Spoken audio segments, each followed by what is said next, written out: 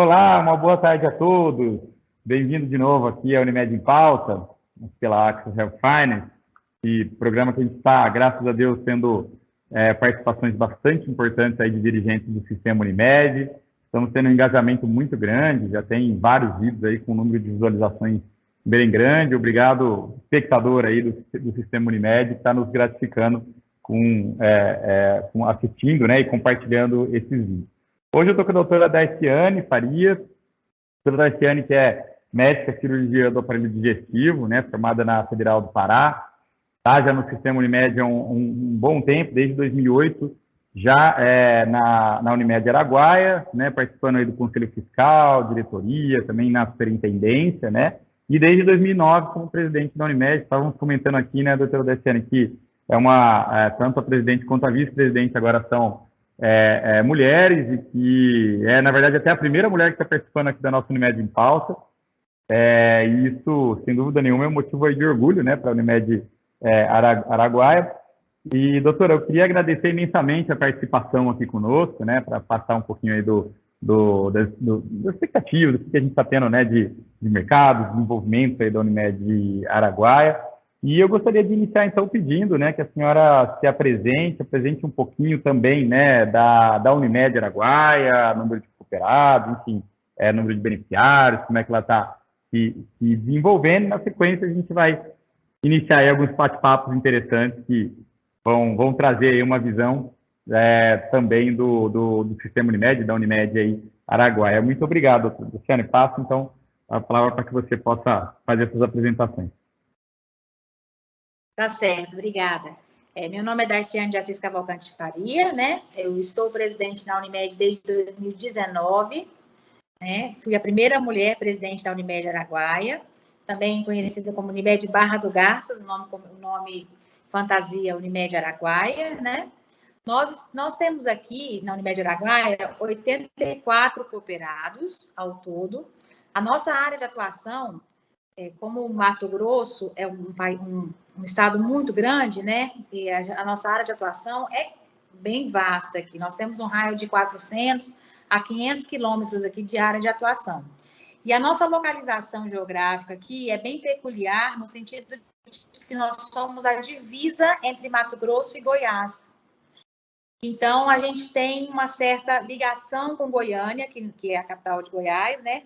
Até um pouco mais até do que Cuiabá, no sentido de transferência e remoção de pacientes, né? Então, a gente tem bem essa ligação. Tanto é que os nossos planos aqui são todos, entre aspas, grupo de estados. Então, a gente tem que atender não só o estado do Mato Grosso, como o estado de Goiás também.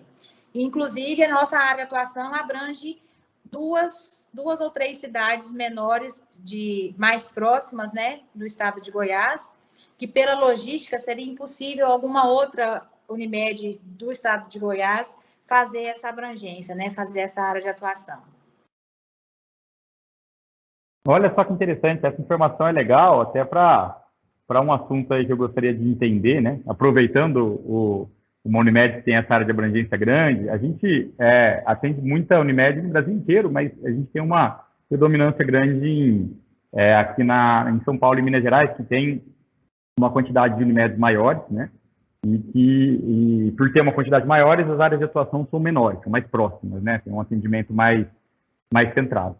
E a gente se deparou justamente com algumas questões recentemente, né? De alguns clientes que a gente está tendo no Rio Grande do Sul e tudo mais, que tinha uma área de atuação grande dessa forma, né? E até em processos recentes que a gente está fazendo também de fusões entre Unimedes, que são muito próximas, sempre aparecia uma questão. Eu queria ver até como é que vocês, com curiosidade, doutora, como é que vocês lidam com isso aí.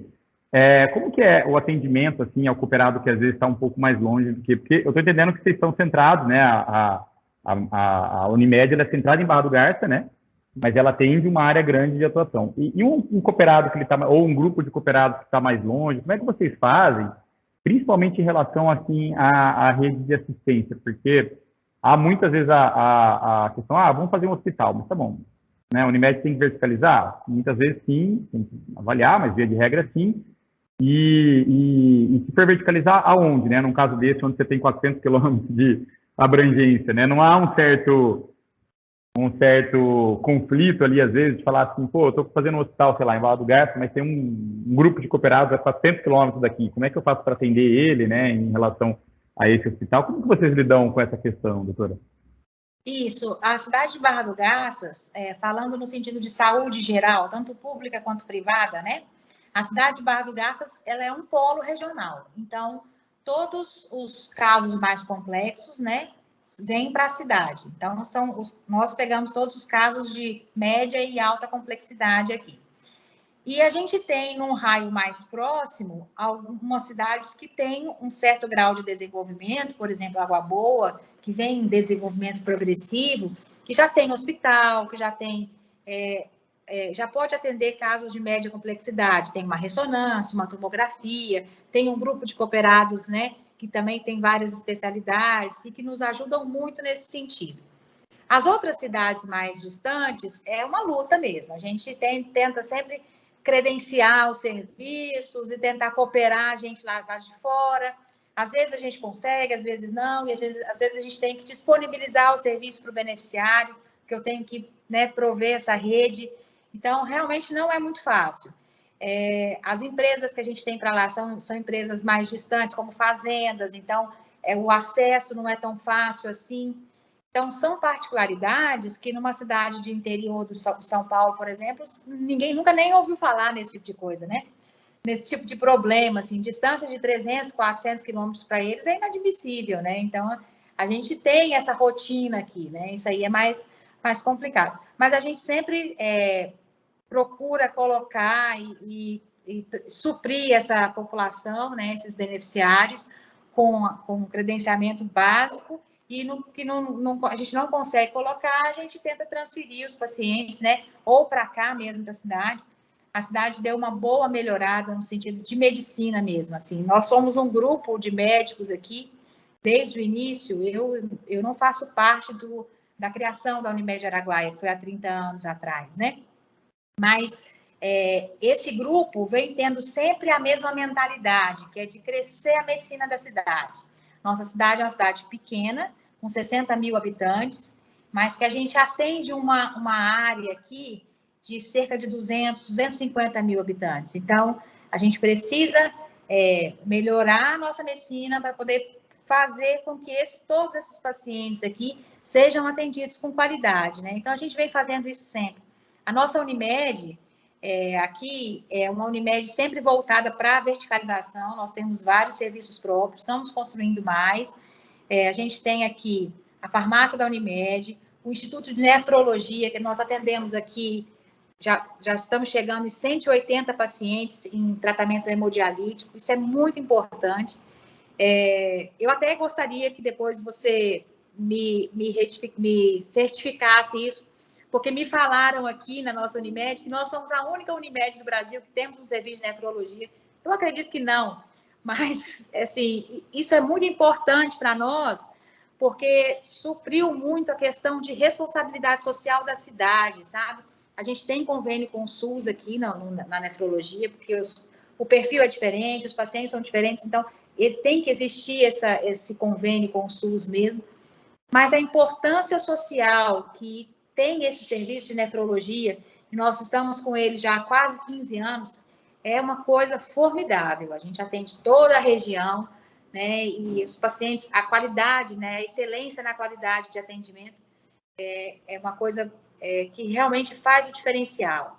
Nós temos o Instituto de Nefrologia, temos a farmácia, temos o serviço de UTI. Da UTI foi muito interessante, porque nós abrimos a UTI no dia 16 de fevereiro de 2020. Olha só, não sei se você te lembra alguma coisa, né? Muito próximo do Covid. 15 dias antes, né? Um mês antes ali. Exatamente, um mês antes do Covid. Quando foi dia 20 de março, instalou-se a pandemia do Covid. E a gente até então não tinha serviço de UTI privado na cidade.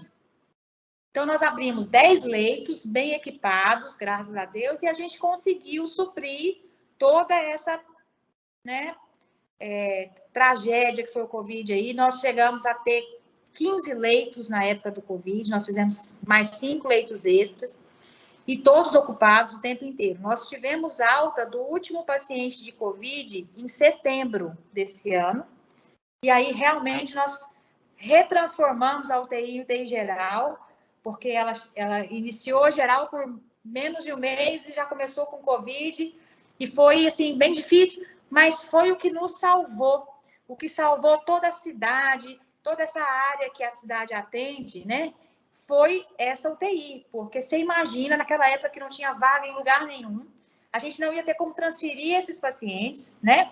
Além de um custo elevado, agora eu falando como dirigente da Unimed, além de um custo elevado de ter que transferir todos esses pacientes, a gente não teria vaga, não teria para onde levar esses pacientes, né? Então, isso foi providencial, assim. Foi, graças a Deus, a gente conseguiu inaugurar a UTI a tempo e a hora para que isso fosse possível, sabe? Aí temos o serviço de UTI, o de farmácia, que eu já falei, a de nefrologia, e estamos inaugurando agora, até final de janeiro, a gente já inaugura o serviço de oncologia. Então, nós vamos ter quimioterapia aqui, no mesmo prédio do Instituto de Nefrologia. Então, isso para nós só vem mostrando o que a gente sempre fez aqui, que foi enobrecer a medicina da cidade. Então, fazer com que os nossos pacientes fiquem aqui, fazer com que os nossos pacientes não vão para fora, né? Não procurem outras cidades, que a gente consiga resolver a maioria das coisas aqui. Estamos fazendo também um centro de especialidades aqui no sentido de tratamento de pacientes com autismo, né? Um centro multiprofissional. Nós já estamos com um prédio já pronto, já está em andamento. Então, a gente tem sempre, assim, essa visão voltada para a verticalização mesmo, né?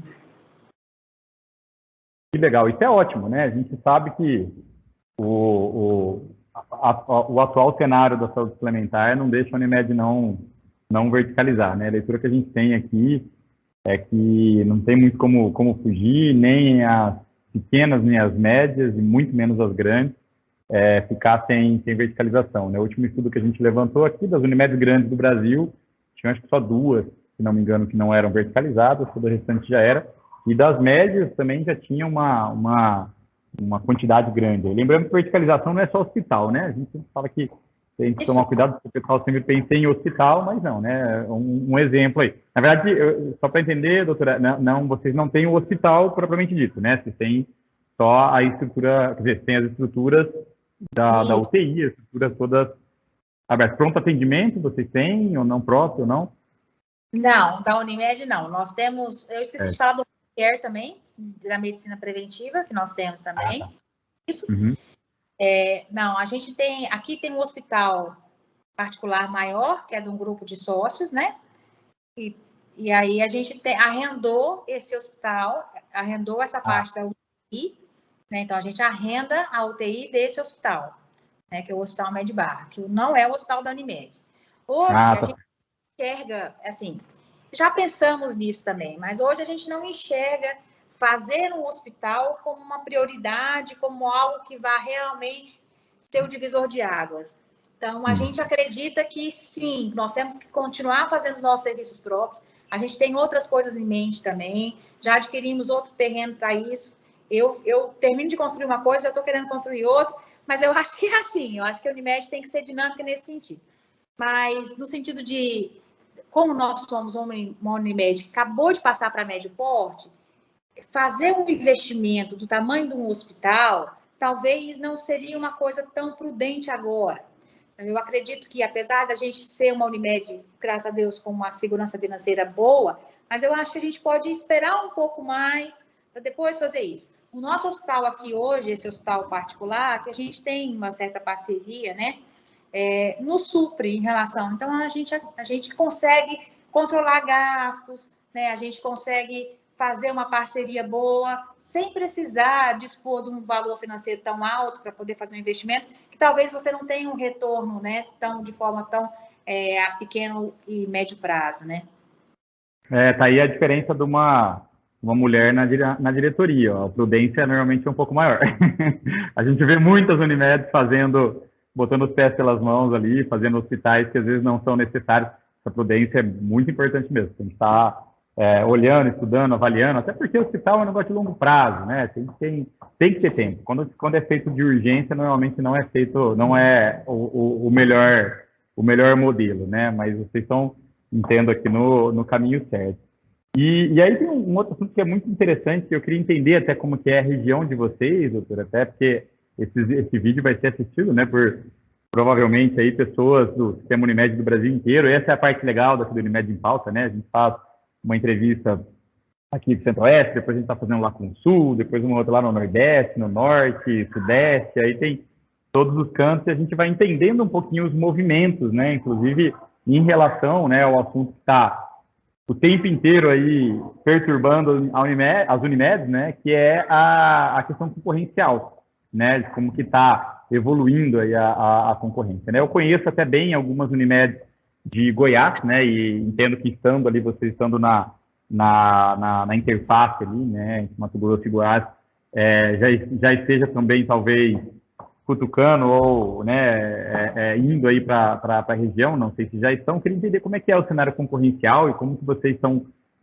se planejando, né, para combater a concorrência de uma forma mais efetiva, enfim, quais são as estratégias aí, se é que já está em andamento ou se, né, está chegando ou se está indo aí a caminho, né? A gente sabe que toda a área no Brasil hoje está propensa a ter, né, e ela chega de uma forma bem abrupta, às vezes não dá nem sinais que está entrando, e é de uma hora para outra, então a gente tem que sempre estar olhando isso, né? Como é que vocês estão fazendo aí, doutora? Isso. Eu costumo dizer que a gente está enxergando ela de longe, mas ela ainda não chegou perto, né?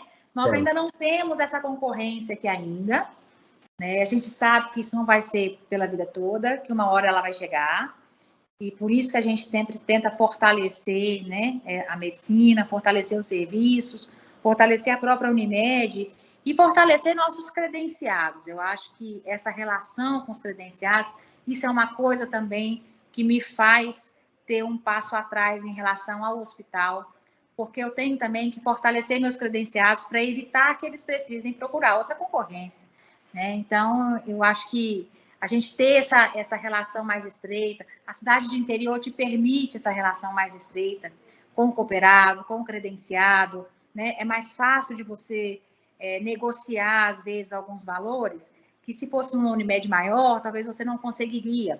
Ou se fosse alguém com concorrência, talvez você não conseguiria fazer isso com a forma mais segura, né? Então, a gente sempre tenta pensar nisso. Mas, é claro, uma hora vai chegar. Então, a gente tem que se preparar para isso. Então, quanto mais serviço próprio eu tiver, quanto mais cooperado forte eu tiver, e mais equipamentos, a gente sabe que a gente consegue segurar um pouco mais essa concorrência. Eles já tentaram, assim, tentaram assediar os credenciados, né? Mas justamente por essa relação forte que a gente tem, essa conversa, aquela cidade interior que todo mundo conhece todo mundo. Eu nasci aqui, a maioria, muitos cooperados também, então é fácil da gente conversar, é fácil da gente se entender. É claro que negócios são negócios, às vezes a gente não consegue chegar, né, num ponto comum que o credenciado gostaria ou que o cooperado gostaria, mas a gente sempre tenta melhorar e aprimorar isso para evitar que a concorrência entre de uma forma tão avassaladora assim, né? Entendi. Isso realmente a gente percebe que é um dos assuntos importantes aí que tem que ter, né? Você, pelo que falou, tem uma atuação, eu queria até entender também esse contexto, você tem uma atuação meio dividida ali, né, no Mato Grosso e Goiás, né? Mas vocês são da federação, que é a federação do Mato Grosso, né? Nós somos do Mato Grosso, isso. É só a localização nossa, né? Que é com Goiás, mas nós somos do Mato Grosso.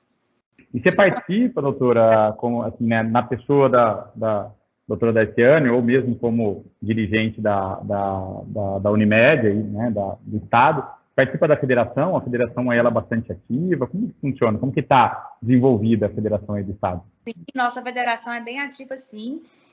A Unimed Araguaia participa tanto na diretoria executiva, né, com o doutor Quidinho, que era o ex-presidente nosso, e eu faço parte do conselho de administração, eu sou conselheira, né, e faço parte da federação também. Certo.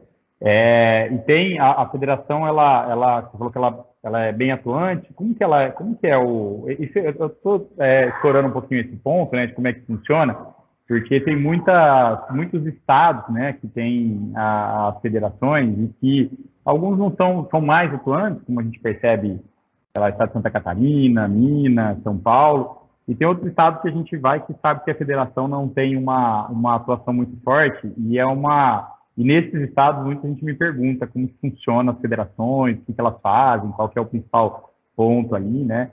Eu não sei se a doutora poderia correr um pouquinho, o que ela ajuda vocês aí, o que ela faz, assim, né? Traz benefício para a Unimed de vocês, como que funciona essa relação?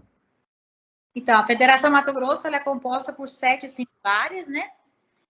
Que são as São 7 do 7 estado inteiro, né? São todos do estado. Exatamente, são 7 do estado inteiro, né? E ela nos representa no sentido de negociação, quando a negociação tem que ser feita com as 7 singulares, né?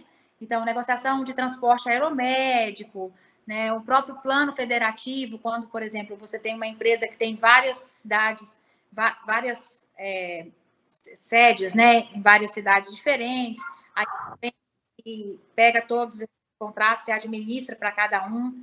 Então, ela é a nossa representante do estado do Mato Grosso. Então, é extremamente bem atuante. O nosso presidente da federação é o Dr. Rubens Carlos, da Unimed Cuiabá, né? E pela logística para ele também é mais fácil, né, de resolver, mas é uma pessoa muito atuante e a gente sempre procura interagir, né? O nosso conselho é muito, muito questionador também, e a gente tenta sempre resolver todas essas pendências que são de forma, né, coletiva, através da federação. E a federação realmente sempre nos ajuda nesse sentido, sim. Ah, legal. Vocês são depois de Cuiabá, vocês são a segunda maior do estado, não? Não. Não? Não. De Unimed, não. Nós entramos no Unimed Forte agora. Tem a Sinop, que é bem grande, Vale do Sepotuba, Rondonópolis, aí vem Barra do Garças, aí vem Araguaia, aí depois Cáceres e Vale do Jauru, que são menores, né? Talvez eu tive muito contato com o Dr. Quindinho, ele encontrei com ele em alguns eventos, eu lembro que eu até tive bastante ideia com ele. Recentemente a gente fez um trabalho na Unimed Londrina, de aprovação lá do hospital, e ele falou que ele conhece bem o pessoal lá, até a gente conversou na época, acho que é até por isso que eu sempre tive a impressão de que a Unimed Araguaia ela tinha eu acho que tem mesmo, né, uma representatividade grande, assim, várias pessoas e vários dirigentes aí já falaram de vocês, por isso que eu até imaginei que era a segunda maior aí. Que interessante, olha só. É uma pequena metida média, metida grande, mas não. Já é média? Muito bem. E aí, uma outra questão, doutora, eu queria ver como é que vocês enxergam esse modelo, né? A gente está falando muito da questão de Unimed, principalmente as pequenas, mas entrando nas médias também, né? E vocês aí estão na interface, né? Entre pequena e média, das Unimed fazerem uniões entre elas, né? Seja virando uma prestadora de serviço, aquele modelo, né, que nasceu lá em Santa Catarina, a gente mesmo já atuou muito com esse modelo em algumas regiões, que ela passa a não ser uma operadora, passa a ser uma prestadora de uma maior, né? Tem algumas vantagens aí nesse processo, ou mesmo fusões entre Unimed, que a gente também está fazendo recentemente aí vários estudos de fusões, porque na verdade, a ideia é se tornar menos Unimed de tamanhos maiores, né? Com mais força aí, principalmente pela questão, como eu já falei, concorrencial, né? Mas esse modelo, ele está... Todo evento de Unimed tem alguém falando disso, tem alguém mostrando isso, porque realmente é talvez uma das certezas aí que a gente tem, que o sistema Unimed ele vai em algum momento se consolidar, né? Não sabemos quando e tudo mais, mas vai se consolidar. Como é que vocês enxergam aí? Porque, pelo que eu entendi, isso não parece na região de vocês, né, principalmente no estado, aí não parece ser um problema muito grande, dado até que vocês têm poucas Unimed, né, descentralizadas, né? Mas como é que isso... Se vocês têm já conversaram sobre isso, já tem alguma ideia, algum planejamento, como é que vocês enxergam esse modelo? Os modelos, então, assim?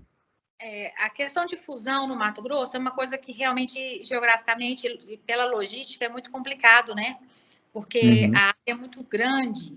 Então, como eu te falei aqui, nossa área de atuação chega a 500 quilômetros de distância, né?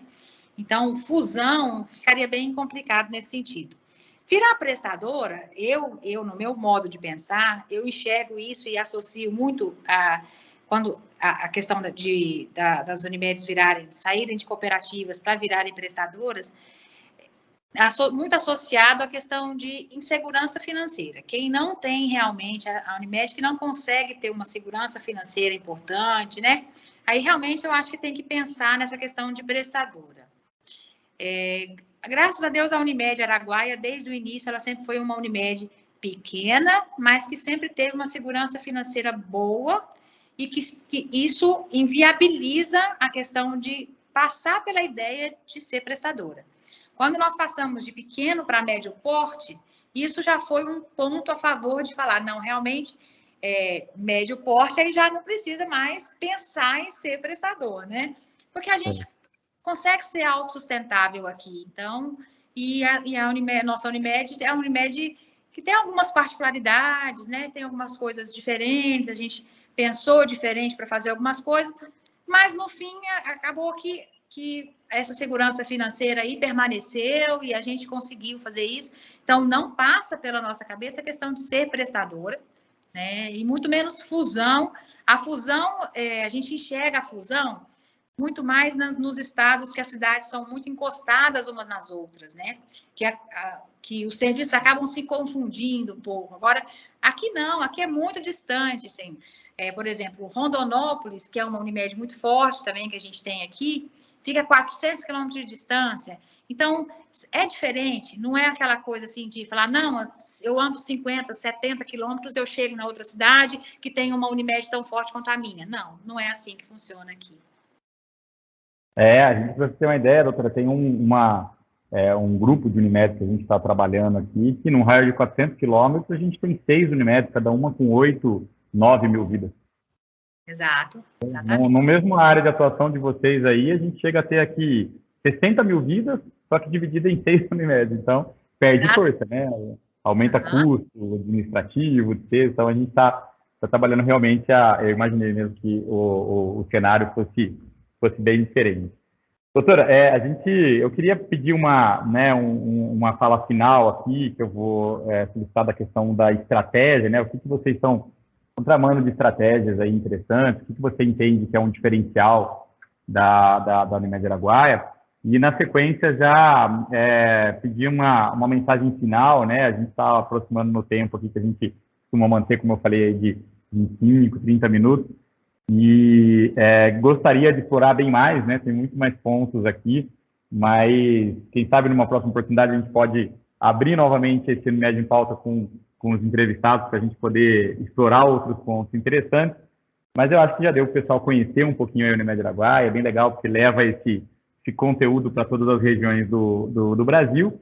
E eu queria pedir então, doutora, o que vocês estão tramando aí para os próximos anos, como é que você está enxergando a Unimed Araguaia nos próximos anos, e no final, uma mensagem aí para os colegas dirigentes do Brasil, das outras Unimed, das co-irmãs aí. E muito obrigado de novo pela participação, doutora. Tenho certeza que vai ser bem diferente das outras, principalmente por, dessa vez, a gente ter aqui uma mulher presidente, e parabéns também pelas conquistas aí que vocês têm tido aí na Unimed.